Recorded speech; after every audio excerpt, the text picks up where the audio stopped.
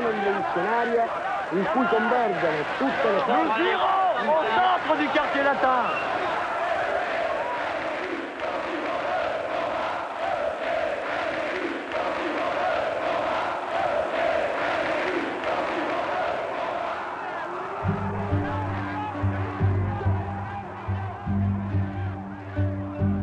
Dans les foules indistinctes, qui sont-ils, ces visages traversés par l'histoire? La grande histoire, celle des manifestations, des luttes, des grandes espérances et des leaders glorieux. Et l'autre, celle des jours qui succèdent aux jours, celle de la rumeur collective qui irrigue une vie, un destin. Avoir fait 68 à Turin, à Paris, à Prague, à Berlin ou à Sochaux, c'est avoir fait quoi? Être fait de 68, c'est être fait de quoi? Die rote Fahne tragen die, die sich entschlossen.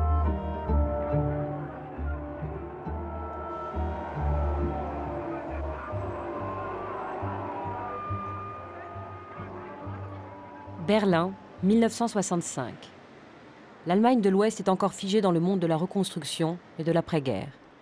Dans la ville symbole de la guerre froide, les voix de la révolte étudiante grondent.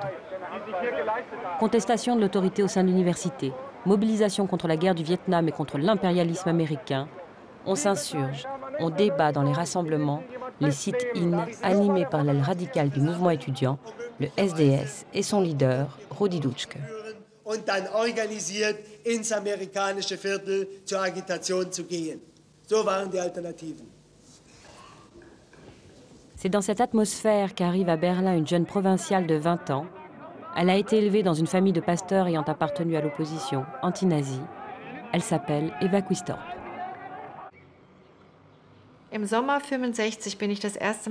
À l'été 65, je suis arrivée pour la première fois sur le campus de l'Université libre de Berlin pour m'y inscrire. Et c'est comme ça que j'ai participé à l'un des premiers sit-in qui a eu lieu dans la cour de l'université. À l'époque, il y avait des petites pancartes au bord des pelouses de la fac qui disaient « pelouse interdite ». Ça doit sembler bizarre et ridicule aujourd'hui, mais à l'époque, c'était comme si on franchissait le Rubicon. Je me souviens de cette sensation de lever le pied et de le passer par-dessus cette petite pancarte, et puis d'y passer l'autre, et de s'asseoir sur la pelouse.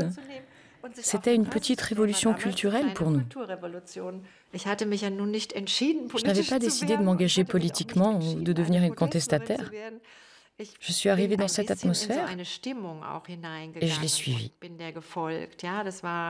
Et puis, il y a eu les premiers tracts. Je les lisais avidement et peu à peu, j'ai découvert comme ça ce qu'était la guerre du Vietnam. Et j'ai tout de suite réagi.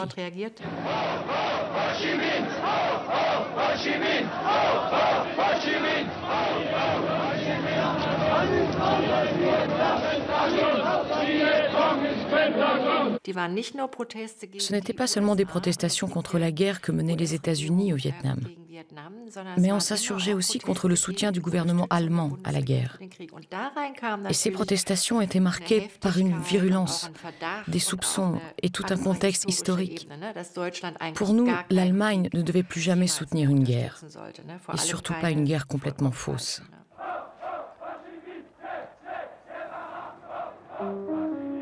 Paris, 1967. Yves Cohen a 16 ans. Il étudie au lycée Louis-le-Grand, au cœur d'un quartier latin tout entier agité par la rhétorique révolutionnaire. Qu'on soit guévariste, trotskiste ou adepte de la révolution culturelle chinoise et de Mao Tse-tung, il s'agit avant tout de rompre avec l'ordre des aînés, l'ordre gaulliste bien sûr, mais aussi celui du Parti communiste. Mes parents sont communistes, toute ma famille est communiste, et moi seul ne suis dans rien du tout. Et à ce moment-là, bon, j'étais plutôt, en fait, à la recherche de quelque chose. Quand je lisais Bakounine, j'étais anarchiste, ou quand je lisais Ma vie de trotskiste, j'étais trotskiste. Enfin bon, j'étais comme ça en naviguant. Un des trucs qui m'a fait basculer du côté maoïste, bon, c'était, par exemple, de voir les lycéens de Louis-le-Grand, enfin les lycéens militants de Louis-le-Grand, se battre avec les fachos à la porte. Et je me suis dit, tiens, à la fois, c'est des intellos incroyables. Donc, j'avais déjà une admiration pour ces jeunes intellectuels, etc. Bon. et ils sont capables de faire le coup de poing en même temps. Un autre aspect qui m'a aussi vraiment convaincu, c'est de découvrir la pensée de Mao Tse-tung. Et par exemple, cette phrase qui m'a convaincu en un instant, le pouvoir est au bout du fusil, quoi. Voilà une vérité absolue, quoi. Bien sûr que le pouvoir est au bout du fusil, donc, et que c'est valable non seulement justement pour le Vietnam ou pour les peuples du tiers-monde, mais c'est valable aussi pour nous, quoi. La révolution sera forcément violente, quoi. Donc, et on a raison de se révolter, quoi. C'est magnifique. Donc c'est quelques trucs comme ça qui m'ont fait basculer du côté Mao, dans cette espèce de quête, etc. Voilà, donc je suis rentré à fond, et donc à fond au CVB, quoi, comme on disait, au Comité Vietnam de base de Louis le Grand, mais aussi du 13e.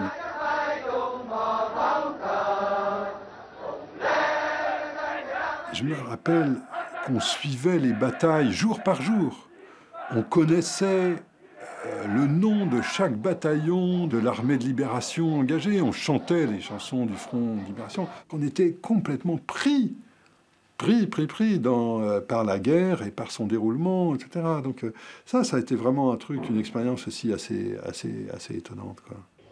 Vous êtes les frères des étudiants de Rome ou de Tokyo, de Madrid ou de Varsovie. Vous êtes enflammés par l'exemple du peuple vietnamien, infligeant des effets puissants à la plus formidable puissance impérialiste du monde. En finir avec les mondes anciens. À l'unisson du reste de l'Europe, Italie, automne 1967.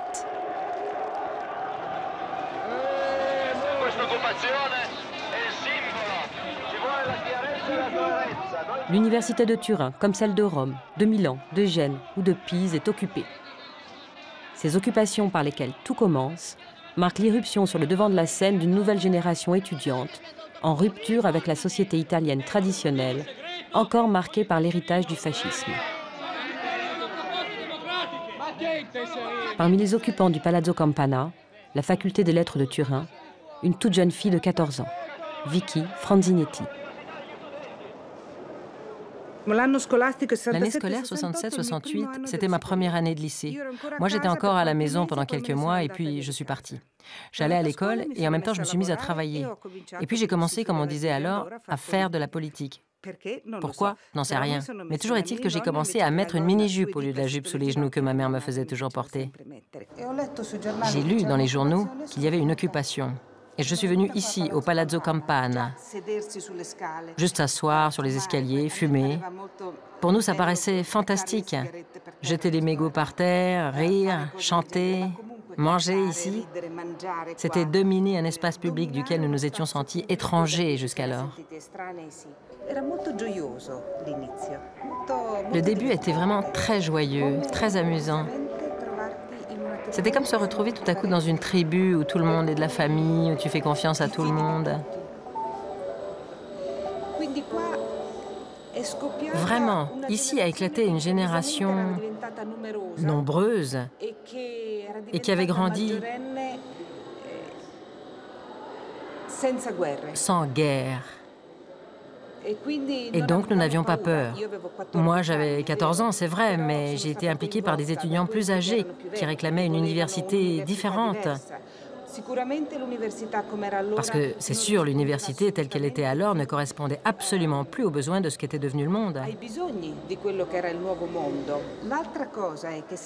Par ailleurs, il ne faut pas oublier que, sauf pour les plus jeunes, les professeurs l'avaient été sous le fascisme, parce que seulement 12 ont refusé la carte de professeur sous le fascisme en Italie. Cela veut dire que tous les autres, qui avaient à l'époque plus de 45 ans, avaient été soit fascistes, soit avaient commencé leur carrière à cette époque. Donc ils étaient habitués au même ton que celui de leur jeunesse. Questa agitazione è mossa da alcuni giovani intelligenti, i quali hanno una determinata ideologia, hanno anche però una sconfinata ambizione e vogliono imporre una loro visione dell'università, affermando addirittura che sono gli studenti che debbano dettare quello che vogliono che sia loro insegnato.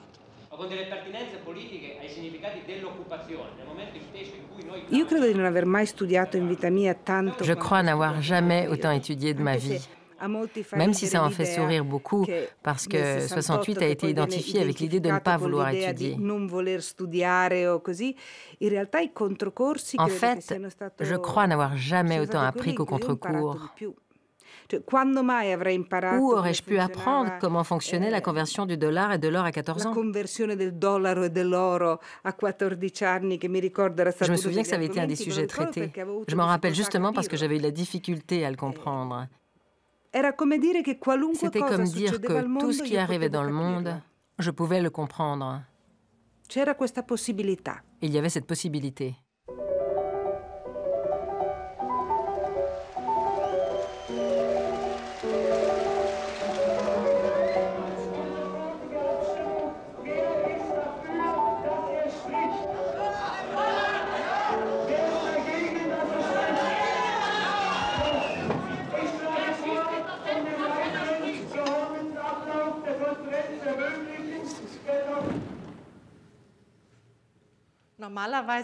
Normalement, on n'aurait bien évidemment pas fermé la porte parce que la salle était presque toujours bondée quand j'y entrais.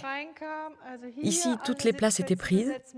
De ce côté, il y avait plein de gens debout et de ce côté aussi. Près des portes, les gens s'entassaient.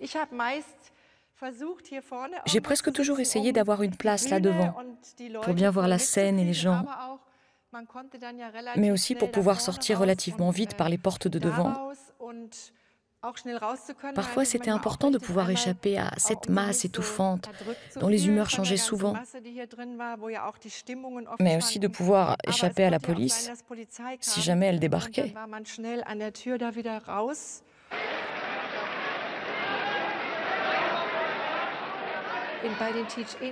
Lors des teach-ins et à l'université critique, entre 67 et 69, il ne s'écoulait pas une seule semaine ou même une seule journée sans qu'il y ait une grande manifestation sur les thèmes histoire du fascisme ou mécanisme du fascisme.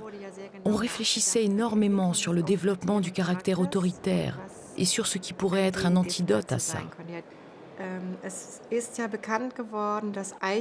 On avait appris qu'Eichmann s'était défendu lors de son procès en affirmant qu'il n'avait fait qu'obéir aux ordres. Et on pourrait peut-être expliquer très clairement et un peu durement l'importance de l'anti-autoritarisme qui s'est manifesté sous de nombreuses formes par le fait que nous ne voulions pas devenir nous-mêmes de tels caractères et de telles personnes. Nous voulions aussi éviter que de tels caractères et de telles personnes puissent à nouveau en Allemagne, en Europe ou ailleurs arriver au pouvoir. Des gens qui obéissent à des ordres sans réfléchir et sans scrupules. Et bien évidemment, ça se répercutait dans les familles. Dans beaucoup de familles allemandes, l'harmonie a été brisée. Il y a eu de véritables déchirures. Certains n'ont plus jamais revu leurs parents après les avoir insultés pour avoir collaboré avec les nazis.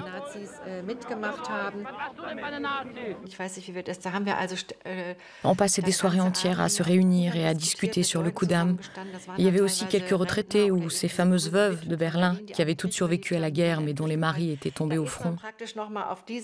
On se heurtait encore à cette génération des années 50, ces veuves qui nous insultaient, nous accusaient de détruire l'Allemagne.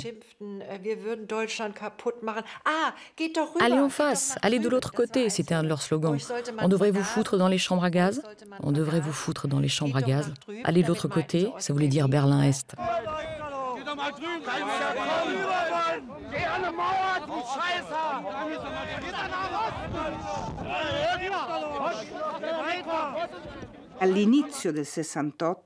Au début de 68, beaucoup de ceux qui ont déclenché ces luttes étaient les enfants de ceux qui avaient fait la résistance. Et ce n'est que plus tard que le mouvement s'est élargi, en impliquant tout le monde. Parce que nous venions de familles où cet héritage nous avait été transmis. C'est-à-dire que nous n'étions pas complètement détachés des espoirs de ceux qui avaient fait la résistance et qui avaient gagné. Beaucoup d'entre eux avaient le sentiment d'avoir fait une résistance incomplète. C'est-à-dire que, oui, ils avaient fait la résistance, mais qu'ils auraient aussi dû faire la révolution. Donc beaucoup avaient une attitude très ambiguë envers nous, de haine, non, peut-être pas de haine, mais à la fois d'opposition et de jalousie. Nous, de notre côté, nous avions le problème de nous légitimer en tant que génération politique. Les autres s'étaient légitimés en chassant les fascistes ou en y contribuant. Et nous, que pouvions-nous faire pour nous légitimer? On a commencé à se penser comme des résistants opérant au pays occupé, occupé par la bourgeoisie, par sa police, etc. Comme si, d'une certaine façon, il fallait que nous nous inventions les ennemis que nos parents avaient eus. C'est-à-dire qu'on était à la fois dans la critique terrible des parents et de leur abandon, de leur démission par rapport aux problèmes sociaux, ou révolutionnaires ou politiques, et en fait dans un grand hommage qui leur était rendu en disant « mais nous voulons vivre cette expérience que vous avez vécue, nous voulons être à la hauteur de ce que vous avez fait ».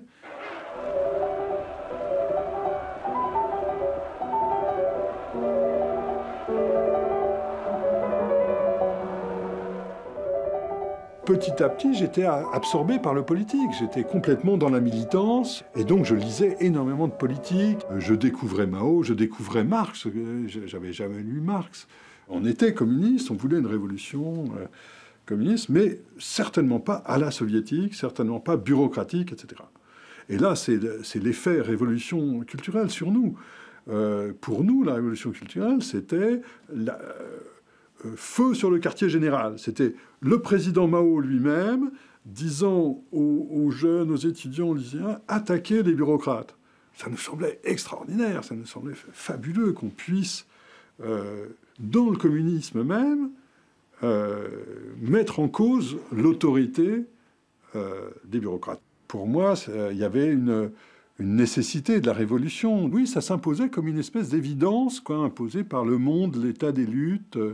D'ailleurs, on s'est très vite intéressé aux luttes ouvrières, aux formes des luttes ouvrières, et en particulier aux formes dissidentes de lutte ouvrière, c'est-à-dire aux formes qui étaient non contrôlées complètement par le PC et la CGT. Loin, très loin semble-t-il du quartier latin, les usines Peugeot à Sochaux. 30 000 ouvriers, la plus grande usine de France à l'heure des 30 Glorieuses. C'est l'apogée du taylorisme, du travail à la chaîne, des cadences intenses et des ouvriers sans qualification, les OS. À la Peuge, on y entre de père en fils. Comme son père, comme sa mère, Jean-Paul Gitaille est entré à 18 ans. En 1967, il en a 34. Quand je suis rentré à l'usine, j'ai trouvé que c'était immense, c'était sale, ça faisait du bruit, il y avait sentait l'huile. Je voyais des mecs à station machine, j'avais l'impression que c'était des bagnards. Les fabricants des étincelles partout, de la soudure, tu vois, du marteau, du bruit. Au près, c'était 110 décibels. Et j'ai découvert ça quand moi je suis rentré à l'usine, donc quand j'avais 18 ans. J'ai découvert ma mère qui poussait un chariot avec des sabots, enfin, tu vois, une petite bonne femme d'1,58 m, je sais même plus si elle faisait 1,58 m, mais dans ces eaux-là, quoi. Et elle poussait le chariot, et je trouvais ça injuste et j'acceptais pas ce genre de choses, tu vois. Le chef arrivait, par exemple, le petit chef Arion, puis il disait, alors, on travaille les mains dans les poches. Du coup, on avait une espèce de réflexe quand les chefs arrivaient, on enlevait les mains des poches. Oui, c'était un peu la peur du chef, quoi. C'était un peu ça, la crainte du chef. C'était un peu soumis, quoi. Et puis c'est petit à petit, un peu que je me suis forgé mon caractère, oser dire ce qu'on pensait, tu vois, et s'affirmer tout doucement. Il y avait des syndiqués, des syndicats, ça faisait... il y avait des mouvements, alors au début, je regardais ça un peu de loin, tu vois, puis j'ai commencé à m'intégrer un petit peu dans tout ça, mais jamais organisé. Je payais mon timbre, tu vois, c'est tout. Et puis les années ont suivi, donc chaque fois que je voyais petit à petit, que je voyais un délégué ou quelqu'un, je l'appelais, je disais, attends, il y a des choses qui ne vont pas, qu'est-ce que tu fais? Et puis finalement, à la CDT, ils ont dit à une période aux années 60, bien avant 63, je crois par là, il y a des gars qui ont dit, il y a un mec là, dans la boîte, il nous interpelle toujours quand on passe, ça a l'air d'être un mec actif, etc. Et je suis rentré au conseil syndical comme ça. Puis après, donc, j'ai commencé à rencontrer des gars qui avaient un autre langage, un peu gauchissant, enfin ce qu'on appelle les gauchistes, qui parlaient de la révolution permanente. Et c'est comme ça, en fait, que j'ai mis le pied dans l'étrier, quoi, tu vois. Die rote Fahne tragen die sich entschlossen haben, über Missstände nicht nur zu reden, sondern sie abzuschaffen. Je crois que moi aussi j'avais la sensation de faire partie d'une atmosphère et d'un renouveau révolutionnaire. Oui, on avait vraiment l'impression de faire partie d'une révolution mondiale. Mais sinon, j'avais l'impression que je devais rester à Berlin, que je ne pouvais pas prendre des vacances comme ça, normalement. Mon frère m'a demandé un jour, « Tu veux pas venir à Amsterdam ?» Et il y avait toutes ces nouvelles destinations de vacances. C'était comme aujourd'hui New York, Majorque ou la Malaisie. On disait, « Ah, tu nous accompagnes en Italie, on y va, avec notre petite 2 chevaux. » C'était in de partir en Italie ou en France avec un minivan ou une 2 chevaux. Mais moi, je pensais, comment peuvent-ils partir en vacances maintenant? La révolution est devant la porte. Il faut être là, jour et nuit, sur le qui-vive et prêt à y participer vraiment. Eva ne va pas tarder à être tout à fait immergée dans l'ambiance révolutionnaire qu'elle appelle de ses voeux. Le 2 juin 1967, la mobilisation étudiante atteint une intensité inconnue jusqu'alors. Pour protester contre la visite officielle du Shah d'Iran à Berlin, les étudiants désertent les universités et envahissent les rues de la ville. La riposte policière est d'une brutalité extrême. Un jeune étudiant, Benno Nessorg, est tué.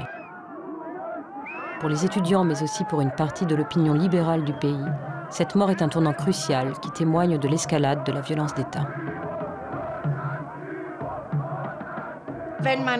Quand on se retrouve pour la première fois dans une telle situation, et moi c'était la première fois que je me retrouvais en confrontation avec la police, ce 2 juin 67, c'est une situation très inquiétante et incertaine. Et le mot violence est beaucoup trop abstrait dans ce cas. On voit les uniformes, on voit les matraques, on regarde où il pourrait y avoir une échappatoire, où est-ce qu'il y a une barricade, est-ce qu'elle va m'écraser, est-ce qu'il y a un retraité quelque part qui va te donner un coup de parapluie sur la tête. Tout ça, c'est très concret. C'était comme si toute la ville était happée par la tension, comme si tout était suspendu pour ceux qui étaient concernés, comme si le temps s'était arrêté. Et on avait l'impression que c'était un moment historique qui était en train de se dérouler. Et on ne savait pas encore exactement comment ça allait continuer. Mais au niveau de l'ambiance politique et du ton des débats, ça s'est radicalisé. La mobilisation s'intensifie de plus en plus. Le Parlement s'apprête à voter les lois d'urgence, les Notstandsgesetze, qui autoriseraient le gouvernement à s'arroger les pleins pouvoirs en cas d'urgence. Les étudiants s'insurgent. « Résurgence du fascisme », accusent-ils. C'est dans cette atmosphère en ébullition qu'en avril 68, Rudi Dutschke est victime d'un attentat qui le laisse pour mort. La colère étudiante se tourne contre les journaux du groupe Springer, accusés d'avoir entretenu un climat de haine contre Rudi le Rouge et ses bandes de voyous.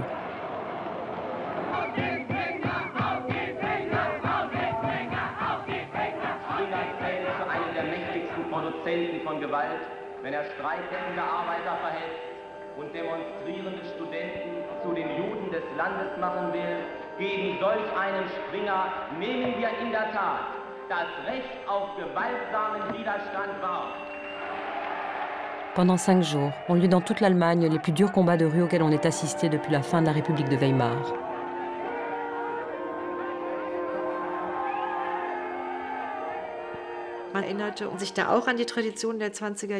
On se souvenait aussi de la tradition des années 20, la tradition du secours rouge, quand les ouvriers, les communistes, les socialistes et les anarchistes s'organisaient ici par leurs propres moyens, contre les troupes de casseurs nazis et contre la police.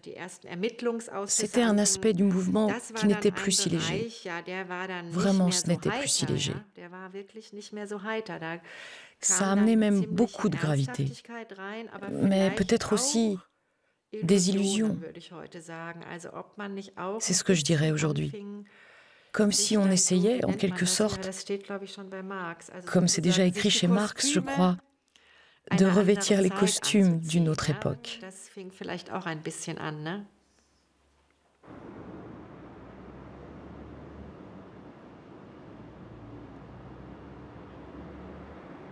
De l'autre côté du mur, l'autre Europe. En janvier 68, le vent de liberté qui s'apprête à s'engouffrer en Tchécoslovaquie n'est pas identique aux tourbillons révolutionnaires occidentaux qui, entrevus depuis les ruelles de Prague, au pays du socialisme réel, peuvent apparaître bien incantatoires ou amèrement naïfs. Pour Peter Hull, pourtant, il en va un peu différemment. Ce jeune ingénieur tout juste diplômé a profité des timides signes de libéralisation du régime visibles depuis le milieu des années 60 pour voyager à Paris et y fréquenter les milieux de l'extrême gauche trotskiste. Pour lui, la critique du communisme stalinien constitue un pont entre les deux côtés du mur. C'est donc en citoyen critique que ce jeune homme de 26 ans observe en janvier 1968 les luttes politiques à la tête du Parti communiste tchécoslovaque qui entraîneront le remplacement du conservateur Antonin Novotny par Alexandre Dubček. À Prague, en janvier, cette année-là, le printemps va éclore en hiver. Je me souviens que le monde s'est ouvert à moi en janvier 68. Mais à vrai dire, en janvier et février, la société tchécoslovaque n'avait pas encore connu d'électrisation, de mobilisation. Les changements se passaient en haut et les gens regardaient cela avec des espoirs encore incertains. Le vrai changement arrive seulement en mars, avec la suppression de la censure, lorsque les journaux commencent à publier des articles sur la terreur politique des années 50. Et là, les gens ont commencé à débattre.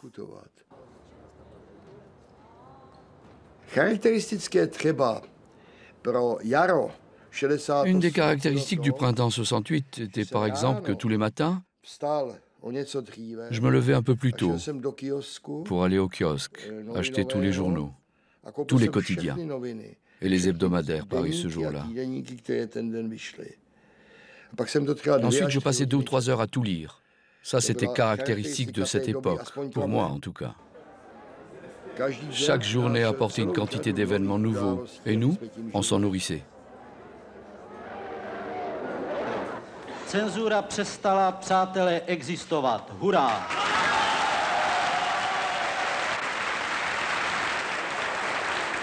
Je to obrovský pokrok, naposledy jsme ho dosáhli přesně před 50 lety.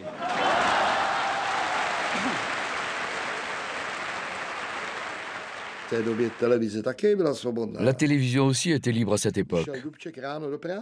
Lorsque Dubček arrivait au bureau le matin, une dizaine, une vingtaine de personnes l'attendaient sur les marches de l'immeuble du gouvernement et il passait une demi-heure à discuter avec eux. C'était quelque chose d'inouï, du jamais vu. Jamais il n'y avait eu un tel contact. Personne n'aurait jamais pensé pouvoir discuter avec le secrétaire général du parti.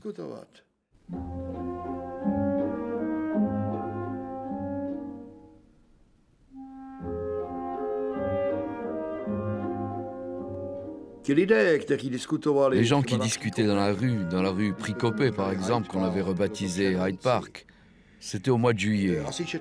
Ils lisaient probablement les mêmes articles que moi et ils voulaient en débattre avec d'autres personnes. C'est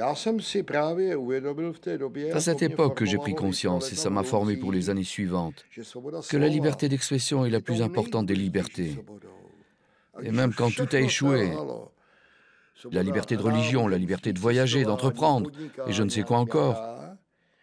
Si on a la liberté d'expression, alors les autres libertés sont renouvelables. Tak co, protestovala jste někdy v životě? Tak, jsem tam, ale málo většinou. Proč? Tak... Nejste taková povaha? Nie, povaha by aj bola, ale človek sa väčšinou bál.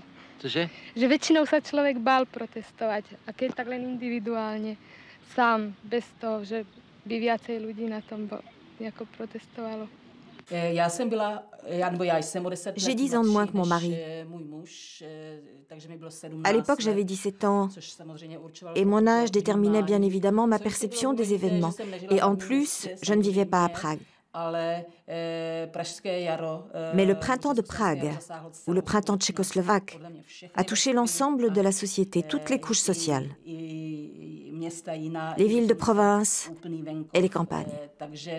Je suivais de près tout ce qui se passait et j'en discutais chez moi. Je lisais aussi de nombreux journaux et c'est ce qui distinguait vraiment cette époque. Je vivais pleinement alors un sentiment de liberté et d'espoir. En ce qui me concerne, j'ai adhéré au mois de mai à un groupe politique. C'était un mouvement d'extrême gauche qui revendiquait l'autogestion, défendait les intérêts des pays du tiers-monde et luttait contre le capitalisme.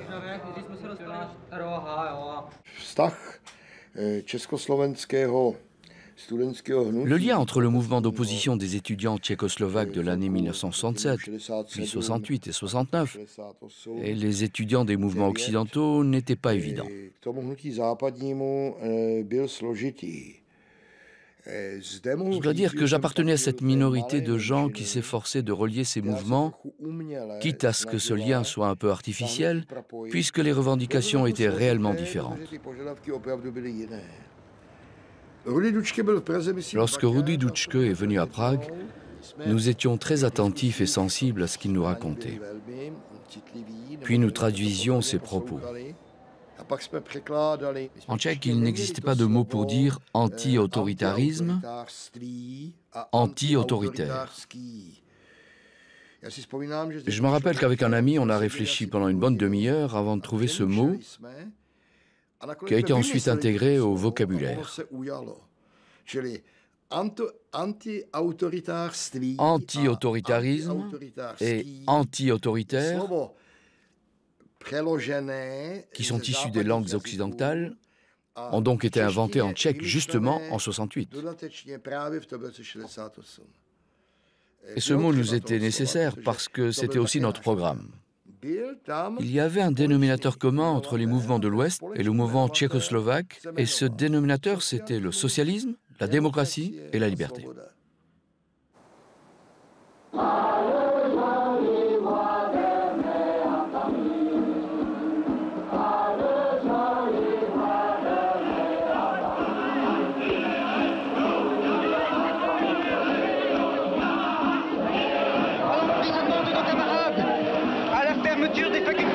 À l'occupation policière de la Sorbonne, nous avons répondu par une semaine de manifestations. Aux charges des gardes mobiles, aux grenades des CRS, nous avons opposé les pavés de Paris.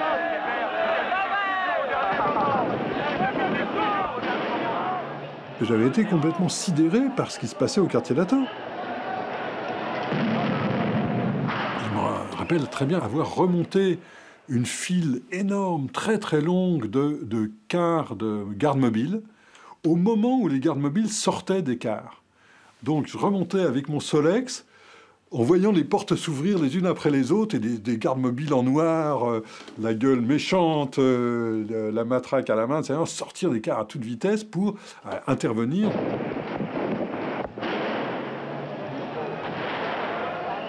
On avait un sentiment de vivre un moment historique, c'est-à-dire qu'on construisait des tas de références historiques, et en même temps on essayait de voir ce qui se passait de neuf.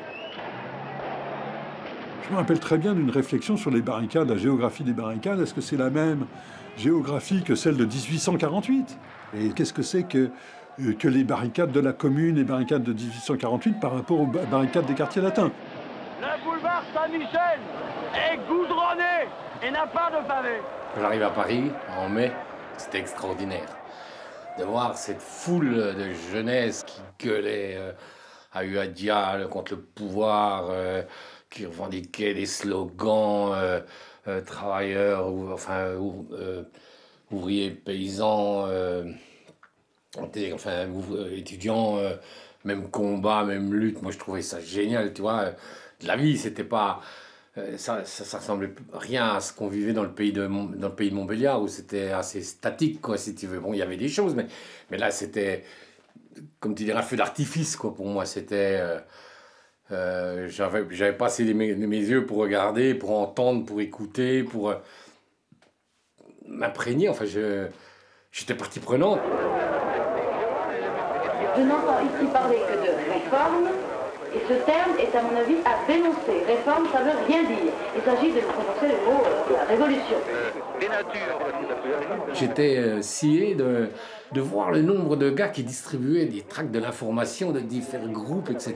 Mais je me suis dit, attends, tout ça, ça arrive dans une boîte à peu. Je vais les mecs qui disent où on est, quoi. Enfin, c'est pire que de la réclame qu'on met aujourd'hui dans les boîtes aux lettres. Ça me paraissait comme ça, tu vois. Je me disais, mais c'est pas possible qu'il y ait tant de mouvements, tu vois. Les ANAR, Hello, la Ligue, enfin, tous les groupes, les trois courants trotskistes, enfin bon, et d'autres, hein, tu vois. Y compris tous les mecs qui distribuaient aussi l'information des Espagnols, hein, tout ça, c'était...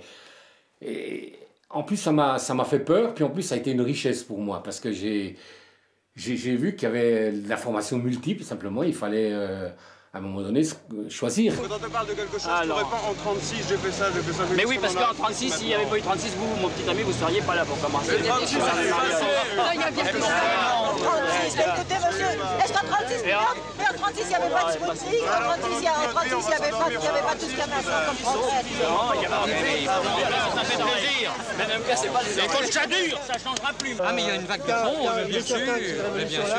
Je me souviens très très bien, participant à des groupes de parole qui se constituaient autour d'une affiche, autour d'un truc comme ça, et j'avais un très grand bonheur de ça. Et pour moi, 68, le moment, enfin 68, mai 68, reste beaucoup ça aussi. C'est pas simplement les actions qu'on faisait auprès des usines, mais vraiment aussi ces rencontres instantanées, même brèves, même fugaces, ces discussions, effectivement, ce fait de capacité de discuter de tout, cette possibilité de discuter de tout, d'être critique, d'inventer, d'être simplement parmi une multitude de points de vue qui s'expriment en même temps entre des gens parfaitement inconnus. Et c'était assez merveilleux. Et ça pouvait se rencontrer vraiment au coin de la rue, quoi, littéralement, pendant ce mois de mai, quoi, de n'importe quelle rue.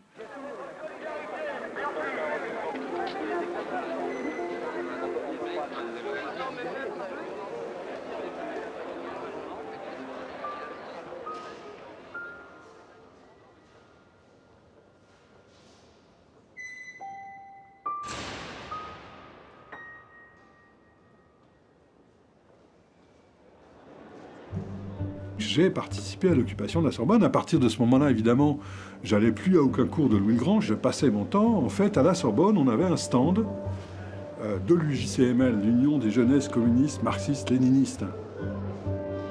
Je vendais des gardes rouges, servir le peuple, et des tas de brochures, bouquins, livres de Mao, de je sais pas qui, de Lénine. La politique était partout au sens où c'était une occasion de rendre tout politique. La vie, la consommation, le sexe, la culture, tout se discutait dans l'élément du politique, dans l'élément de qu'est-ce qui est à faire, qu'est-ce que nous devons faire, avec qui nous allier, pourquoi, etc. Quel sens avait la signification des choses. Donc, d'un seul coup, c'est tous les aspects de la vie qui prenaient un sens politique.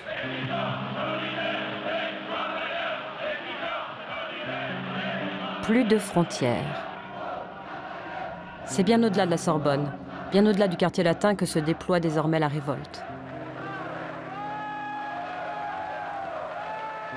Aux usines Sudaviation de Nantes, de jeunes ouvriers lancent la première grève d'occupation, le 14 mai. Le lendemain, c'est au tour des usines Renault de Billancourt, de Flins et du Mans. Le 20 mai, il y a 7 millions de grévistes, 3 fois plus qu'en 1936. Jamais la France n'a connu une grève générale d'une telle ampleur.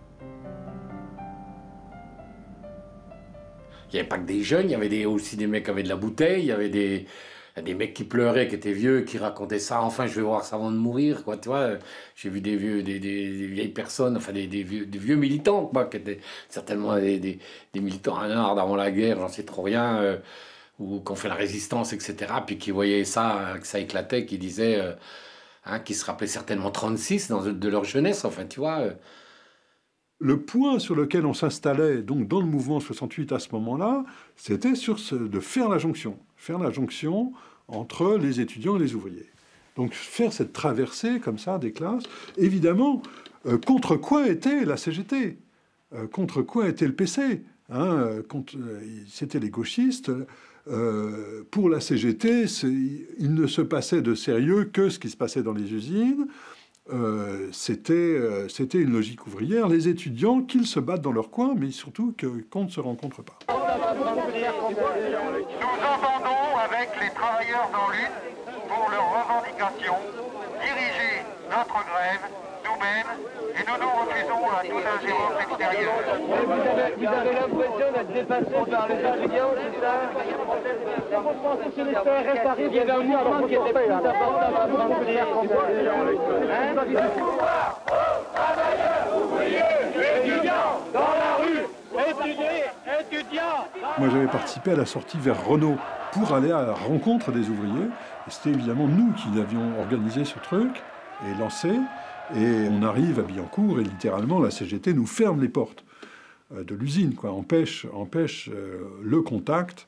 Et il y avait cette fantastique banderole qui prenait toute la largeur de la rue,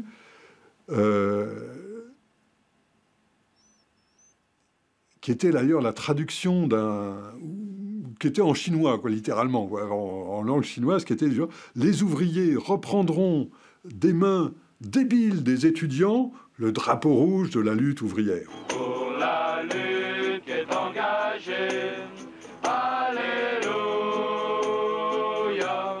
on ne peut plus abandonner, alléluia. Ici dans le coin, on attendait, mais quand c'est qu'on va occuper, quoi, parce qu'on disait à un moment donné, c'est Peugeot qui va nous dire qu'il faut rester à la maison parce qu'ils n'avaient plus d'approvisionnement. Et c'est comme ça qu'un samedi, on s'est réunis là, et puis il y a eu un vote à main levée, puis on a occupé l'usine. Donc on est rentré dans l'usine, on a été dans les différents portillons, les gardes Peugeot sont partis, etc. Et c'est comme ça qu'on s'est installé, quoi.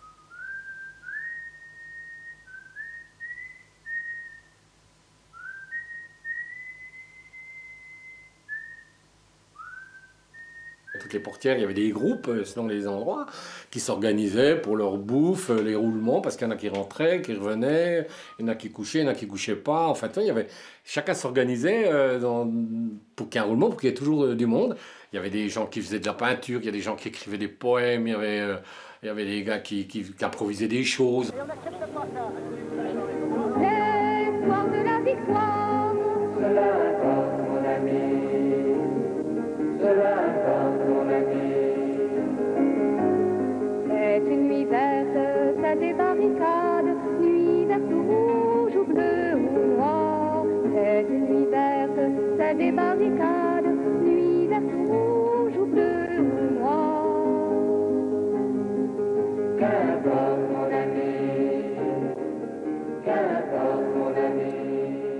Moi, je me suis réjoui, là.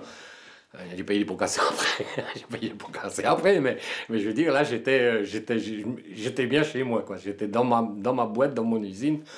Et puis, aujourd'hui, c'était nous qu'on tenait la boîte et que c'était à nous qu'il fallait peut-être demander aussi notre avis, tu vois, pas comme c'était toujours avant. La sécurité sur les machines, et puis que l'autre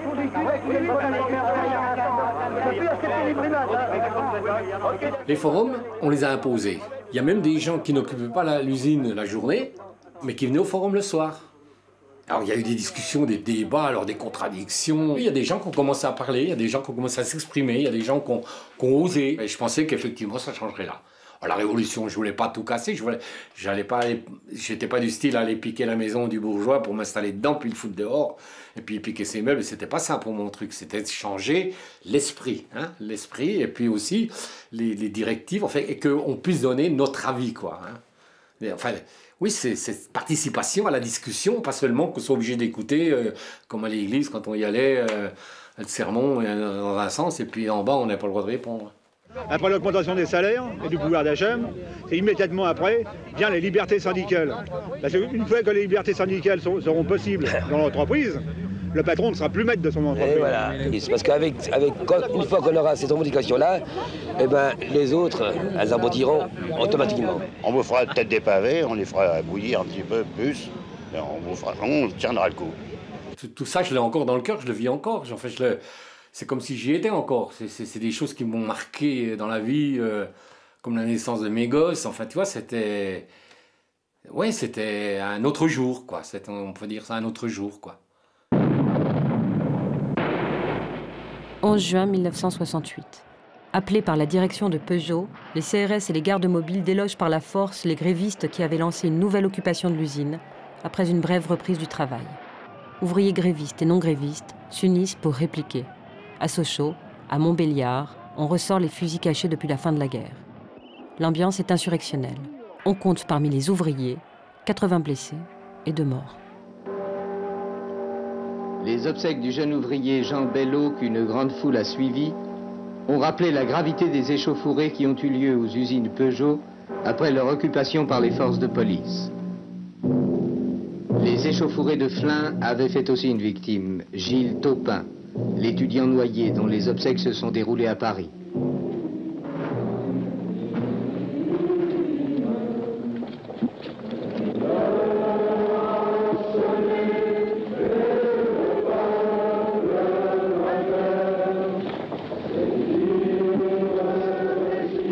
De fait, mon parcours est lié, relie ces 3 morts, d'une certaine façon, puisque j'ai très bien connu Gilles Taupin et j'étais très proche de lui au moment où il allait mourir, et qu'en fait j'allais 2 ans plus tard rejoindre Sochaux, donc où étaient morts les 2 autres morts du mouvement de mai.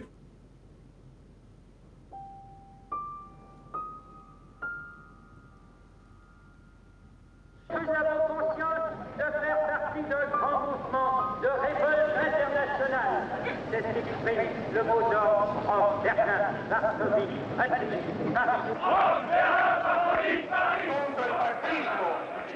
La fin de l'année 68, qui a vu croître en Italie une mobilisation étudiante toujours plus massive, est également le moment d'un tournant décisif. Les étudiants se détournent peu à peu de la contestation strictement universitaire pour se rapprocher des ouvriers en lutte. À Turin, les étudiants se pressent aux portes de la Fiat. Ils participent aux grèves qui rythmeront la fin de l'année 68 pour culminer à l'automne 69 lors de l'Automne chaud, l'Autunno caldo, un mouvement de grève d'une ampleur inégalée en Italie. Cette jonction politique, étudiants-ouvriers, est notamment défendue par l'organisation politique à laquelle adhère alors Vichy, la lotta continua, la lutte continue. Oggi ho visto nel corteo tante facce sorridenti, le compagne 15 anni, gli operai con gli studenti, il potere agli operai, non la scuola del padrone, sempre uniti vinceremo. Viva la rivoluzione, quando poi le camionette hanno fatto i caroselli, i compagni hanno impugnato i bastoni dei cartelli ed ho visto le auto blindo rovesciate e poi bruciate, tanti e tanti vaschi neri con le teste fracassate. La violenza, la violenza, la violenza, la rivolta, chi ha esitato questa volta lotterà con noi domani. Oggi ho visto nel corteo tante facce sorridenti, le compagne 15 anni, gli operai con gli studenti, il potere agli operai, con la scuola del padrone, sempre uniti vinceremo. Viva la rivoluzione, quando poi le camionette hanno fatto i caroselli, i compagni hanno impugnato bastoni dei cartelli. La violenza, la violenza, la violenza, la rivolta, che ha esitato questa volta lotterà con noi domani. Fatto stesso che si organizzi in un certo modo impedisce a molti operai di organizzarsi, di crescere. Se tu c'hai un sindacato imprigionato in una certa logica, no? A parte adesso la sua linea politica, ma il tipo di organizzazione, questo tipo di organizzazione che c'ha, non insegna agli operai a lottare, a prendere le cose in mano, a prendersene le cose, no? Sono loro, perché le fate voi le cose all'interno della fabbrica. Des grèves, il y en avait énormément. Des grèves, des licenciements, des reprises d'usines, les uns derrière les autres. Moi, je pensais que tout ça ne prendrait jamais fin. En fait, le choc, ça a été quand ça s'est terminé. Bene, ciao, io vado. Arrivederci, ciao. Mi chiamo Vicky, ciao. Je venais au maximum 4 jours par semaine et en général, je venais pour le changement de tournée du déjeuner. Le matin, j'allais à l'école et donc je ne venais le matin, c'est-à-dire vers 5 ou 6 heures, que s'il y avait une grève ou quelque chose. Donc, jour après jour, je ne dis pas tous les jours de la semaine, mais au moins 4, au bout d'un moment, on fait partie du paysage. Par ailleurs, nous étions un moyen de communication pour les ouvriers. Parce que pendant les périodes de grosses luttes, grâce à nous, ils apprenaient ce qui était arrivé ailleurs. Bien entendu, les journaux n'en parlaient pas. Et quant aux syndicats, c'était selon la tournure des événements. Et donc, pendant les périodes de lutte, nous leur étions vraiment très utiles.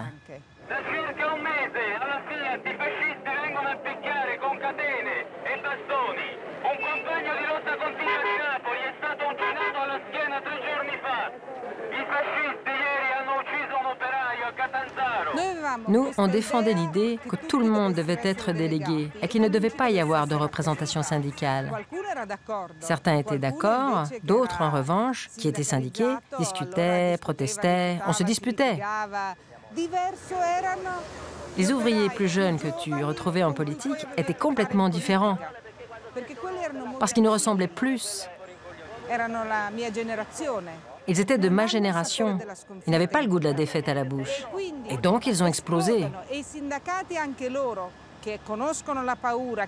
Alors que les syndicats qui connaissaient la peur, qui fonctionnaient depuis des années avec des représentations internes, avec des commissions internes, qui engageaient des négociations, qui avaient peur, ils se sont retrouvés complètement dépassés. Et c'est ça qu'on appelle la force révolutionnaire. Ce sont ces deux groupes qui ignorent la peur pour des raisons complètement différentes, qui explosent parmi les étudiants et les ouvriers. Nous sommes une seule chose. Et ça, clairement, ça ne plaisait pas du tout. Et non seulement nous sommes une seule chose, mais nous sommes une chose en dehors des partis, en dehors des syndicats, en dehors des commissions. Voilà ce que nous sommes. Et nous sommes organisés.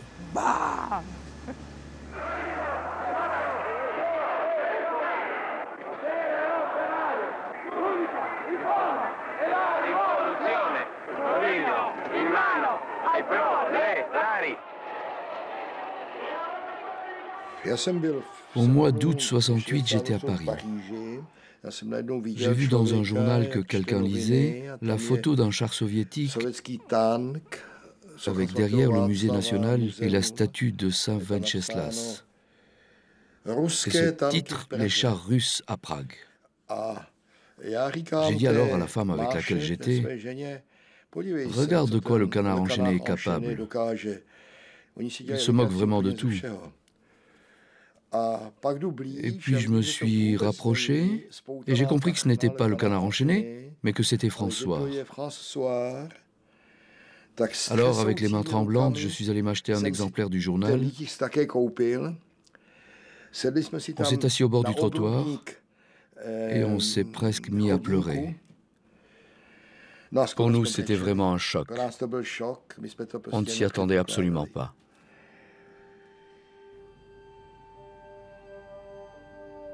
C'est l'Europe tout entière qui se réveille bouleversée au matin du 21 août 1968. La nuit précédente, 300 000 hommes des troupes du pacte de Varsovie ont envahi la Tchécoslovaquie. Face aux troupes d'intervention, l'ensemble de la population adopte immédiatement une attitude de non-collaboration et de résistance. Mais au bout de quelques jours, il faut se rendre à l'évidence. C'en est fini du printemps.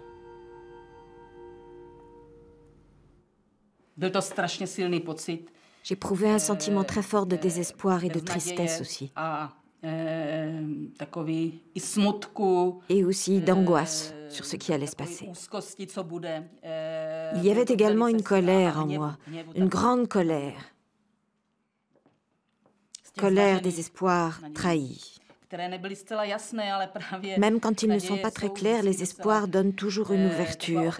Or, ce qui est arrivé là, c'était vraiment un grand désespoir. Et c'est là que j'ai pris pour la première fois conscience que moi, personnellement, jamais je ne m'y conformerai. Petit à petit, au fil des jours et des semaines, lentement, très lentement, l'atmosphère et la politique ont commencé à changer. J'ai compris à quel point l'année 68 avait été un moment fort pour moi. En réalité, je l'ai compris seulement rétrospectivement, une fois que ce que nous avions vécu a été perdu. Une conviction très ferme a cristallisé alors en moi, que je ne me soumettrais pas, que je ferais, sans trop savoir quoi encore, mais je savais que je ferais quelque chose contre ça.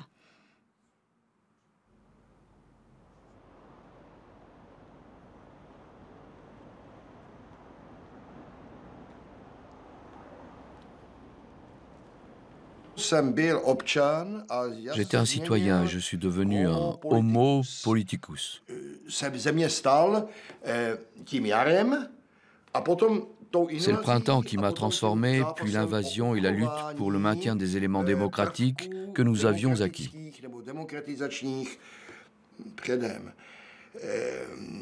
Plus tard, j'ai perçu la Charte 77 comme la continuation de cette lutte que nous menions. Et l'année 1989 se trouve pour moi dans la même continuité, celle de la Charte, et donc dans l'héritage de 68. C'est pour moi comme le fil unique de ma vie.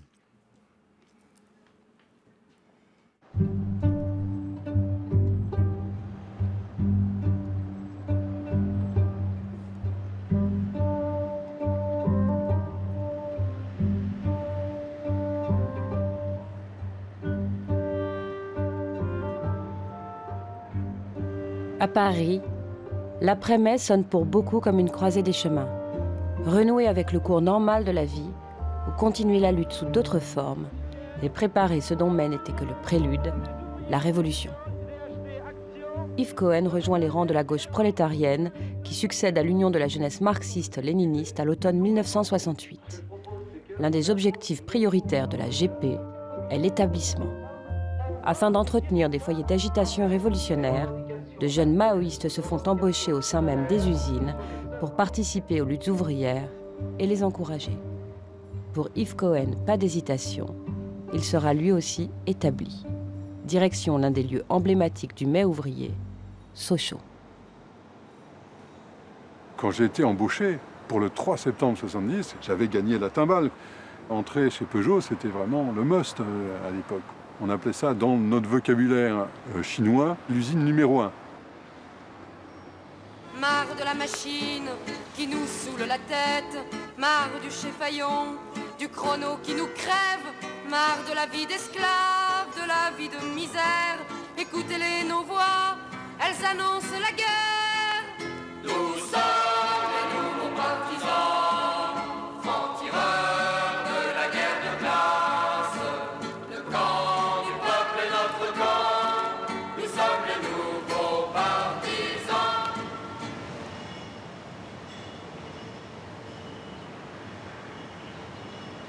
En fait, je ne m'attendais pas à ce que j'allais trouver. Ce que j'allais trouver, c'était une usine absolument monstrueuse, quoi, immense, avec des murs de kilomètres de long.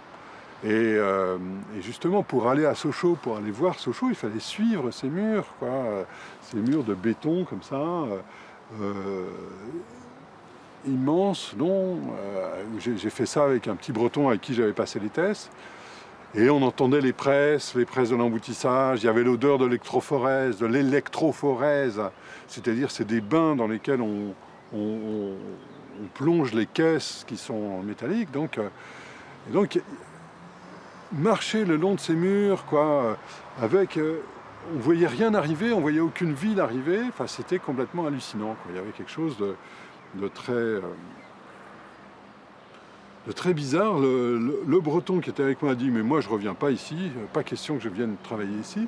Et je me suis dit « bon ben voilà, c'est ici qu'il va falloir que je m'installe et que là moi, pour moi c'était au contraire ici que j'allais rester ».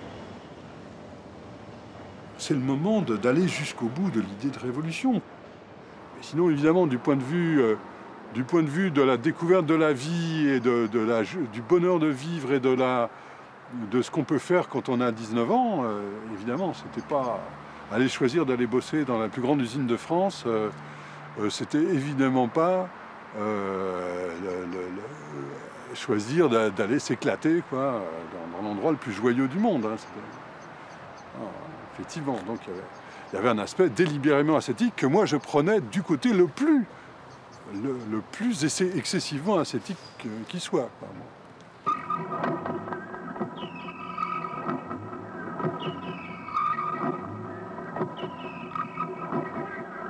À la reprise de l'usine, quand on a repris après tous ces événements, on est rentré dans la boîte avec euphorie, quoi. On était un peu fiers, quoi. Et puis, on regardait plus les directions de la même manière.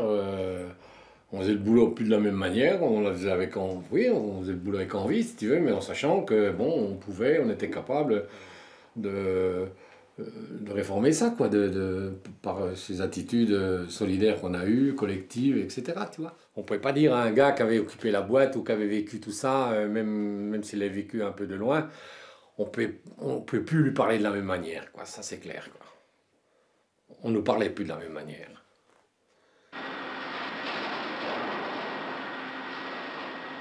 « 68, ça a été j'étais dans le starting block, si tu veux. 68 est arrivé et je suis parti dans le couloir des 100 mètres, quoi.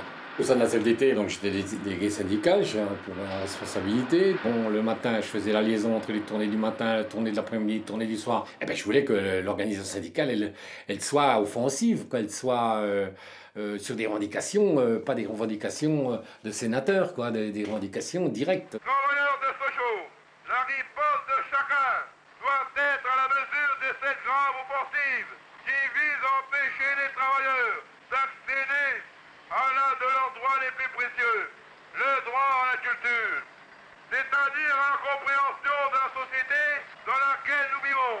Pendant des années, jusqu'en 72, je suis rentré très souvent à 11h, minuit le soir, où mon épouse m'attendait pour... elle avait couché les mots, mais elle m'attendait, quoi, tu vois. Après, je lui ai dit, il ne faut plus m'attendre, mais je rentrais à 4h du matin, je repartais, je dormais 4 heures par nuit, tu vois, j'étais disponible, quoi. Moi, comme Mao établi, j'avais mon style personnel. Hein. L'établi habituel, c'est style flamboyant. Tu arrives dans l'usine, tu repères le truc que tu peux faire, bloquer la chaîne, saboter un peu, trouver les ouvriers les plus révoltés. Moi, j'étais pas dans cette action immédiate. Mais j'étais pas comme mon copain Duduche, par exemple, Jean-Claude Poisson. Lui, à peine il était là depuis un mois et demi en chaîne en carrosserie, qui faisait sauter un transfo, il bloquait la chaîne, tu vois. Et il s'est fait virer, etc. Bon, il y a eu une histoire de chef, il s'est fait virer extrêmement rapidement, tu vois. Moi, j'étais pas tellement dans ce truc-là. J'étais pas sans arrêt à sortir la cause du peuple pour vendre mon canard. Je le faisais. Chaque fois qu'il y avait une nouvelle cause du peuple, je la montrais aux copains, etc. Mais j'étais pas sans arrêt à vouloir vendre mon canard. Je parlais de tout, de la Chine, de la Révolution, de mai 68, des intellectuels, du maoïsme, de philosophie, s'il le fallait. Donc j'étais à ma place de militants et d'étudiants qui venaient se confronter aux ouvriers avec leur façon d'être dans l'après 68. Et à Peugeot, il y a une répression très forte. Il y a la suivette des délégués. Dès qu'un délégué prenait des heures de délégation, il y avait un type pour le suivre à travers les ateliers pour écouter ce qu'il racontait, ce qui se racontait avec les gars. Il y avait ces brigades anti-Mao qui cherchaient à provoquer. Moi, je me rappelle avoir vu des gens passer à mon poste, un peu bizarres. Et je pense que c'était des gens de ce truc-là. Mais il y avait des flics partout, il y avait des virains. C'était le seul endroit de France où il y avait eu des morts ouvriers en 68. Il y avait vraiment une ambiance de plomb, quoi, dans cette usine, malgré les coups qu'il y avait eu en 69, la grève des pistolaires, la grève aux transbordeurs des jeunes, etc. Il y avait une ambiance extrêmement lourde qui pesait sur tout le monde et on avait l'impression que ça serait très difficile de faire en sorte qu'il se repasse quelque chose.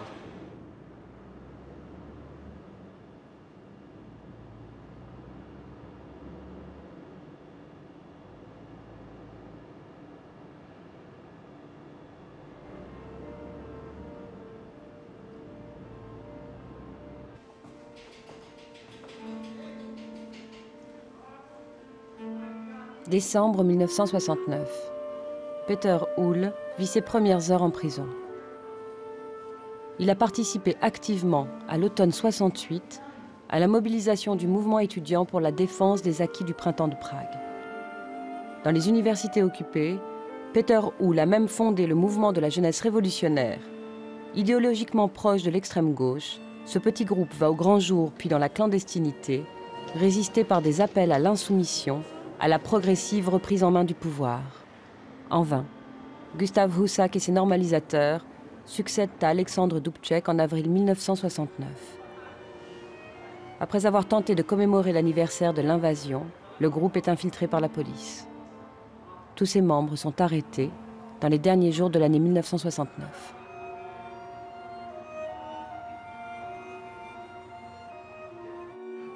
La perquisition a duré quelque chose comme 3 ou 4 heures. Elle avait des allures très singulières. Ils voulaient que je tape sur leur machine à écrire les titres des livres qu'ils m'avaient confisqués. J'ai refusé de le faire. Alors c'est eux qui tapaient d'un doigt. Ils écrivaient « livre en langue étrangère ». Simplement un livre, sans même savoir s'il était en allemand, en français ou en anglais. C'était un choc culturel pour moi. J'avais l'impression que ces gens venaient d'un autre monde. Les livres étaient choisis au hasard parce qu'ils n'avaient pas idée de la nature du livre, s'il était subversif ou neutre. Allez savoir, des livres écrits en langue étrangère, qui pourrait bien le comprendre, n'est-ce pas? Quelle horreur! Il y a des gens qui lisent des livres en langue étrangère. On n'était que 2 à connaître le dossier d'accusation, le juge rapporteur et moi. Personne d'autre n'a même fait l'effort de le lire, car tous savaient que c'était inutile, puisque ce ne serait pas au tribunal que la décision serait prise, mais que c'est d'ailleurs que viendrait le verdict. J'ai été condamné à 4 ans d'emprisonnement, notamment parce que j'ai protesté pendant le procès. J'ai été emprisonnée à 20 ans et demi et libérée à 22 ans et demi.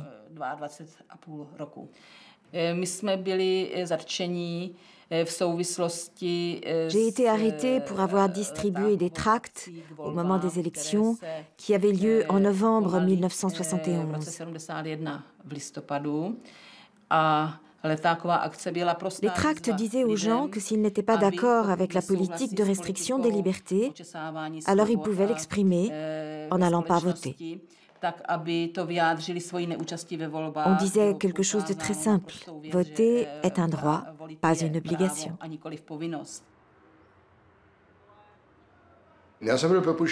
J'ai été libéré le 15 décembre 1973, au bout de 4 ans.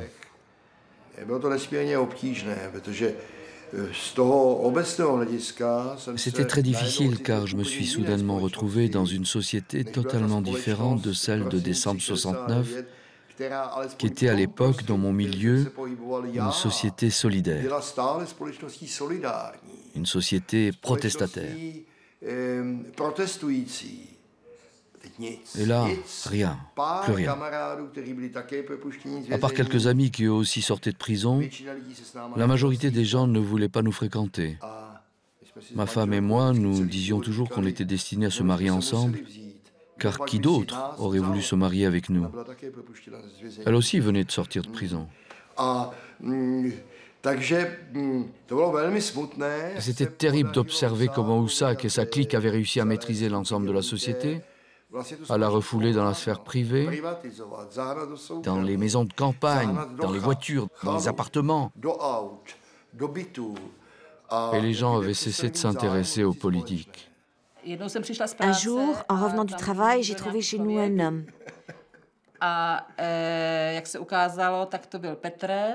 C'était Peter qui rendait visite à son compagnon de cellule à la prison de Bory.